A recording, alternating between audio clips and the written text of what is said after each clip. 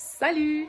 Alors, j'avais le goût de te faire une petite vidéo aujourd'hui pour te parler d'une animation que je viens de terminer dans une classe TSA.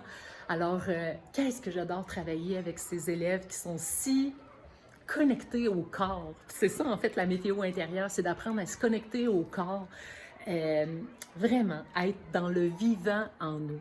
Et puis avec ces élèves-là, en fait, je travaille juste avec les sens. Aujourd'hui, j'ai pas vraiment parlé de météo intérieure avec les élèves au niveau émotionnel, mais j'ai davantage fait les 5 sens.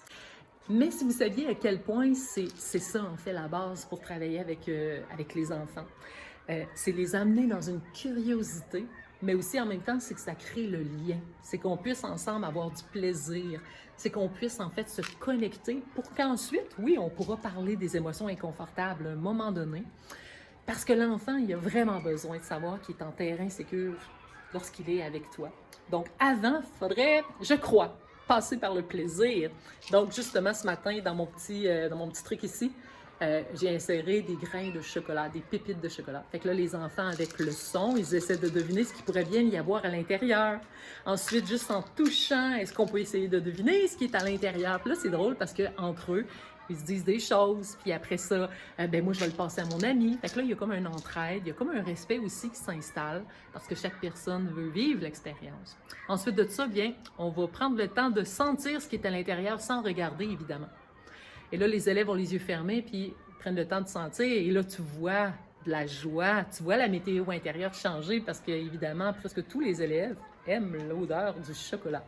Et ensuite de ça, ce que j'aime faire, c'est de prendre le temps avec les élèves de leur donner une chance de le refaire une deuxième fois. C'est-à-dire sentir le parfum du chocolat, mais en même temps, laisser exploser dans notre tête un souvenir en lien avec cette odeur-là. Et là, on voit vraiment les enfants vivre une expérience parce qu'ils se souviennent de quelque chose qu'ils ont vécu en lien avec le chocolat.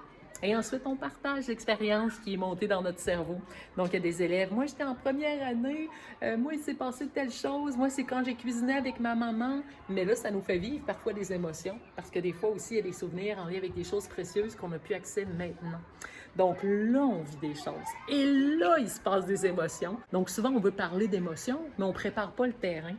C'est ça l'objectif aujourd'hui que je voulais te partager. Souvent, plein de gens veulent parler des émotions, mais sont incapables de préparer le terrain parce qu'ils ne sont pas nécessairement à l'aise avec ce qui est en train de se passer ou à l'aise soi-même en présence de certains enfants parce qu'on le sait qu'on est devant la perte de contrôle, l'imprévisibilité, la nouveauté, notre ego menacé, les 4 facteurs de stress que Sonia Lupien parle tellement régulièrement. Alors, soyez en premier confortable avec vous-même si vous voulez parler des émotions avec les enfants, puis osez faire vivre des expériences qui vont créer des liens. Et ces liens-là, il faut que votre porte soit ouverte aussi pour laisser entrer les enfants dans votre univers. Puis peu importe ce qui va se passer, que ça fonctionne ou pas, il n'y en a pas de problème. L'expérience visée, c'est pas que ça marche, c'est de vivre quelque chose, c'est d'enrichir la relation qu'on a avec les élèves. Donc, on a eu beaucoup de plaisir, les élèves ont raconté, il y en a un entre autres qui a vécu des émotions avec ça parce que ça lui rappelait des grands souvenirs. Ben, il a su aussi, je pense qu'il a ressenti qu'on était présent à lui puis il nous a partagé ce qu'il a vécu en lien avec le chocolat.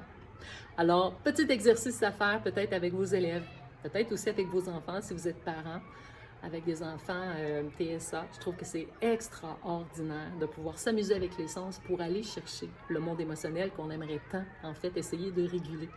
Ça se régule pas vraiment, ces émotions-là.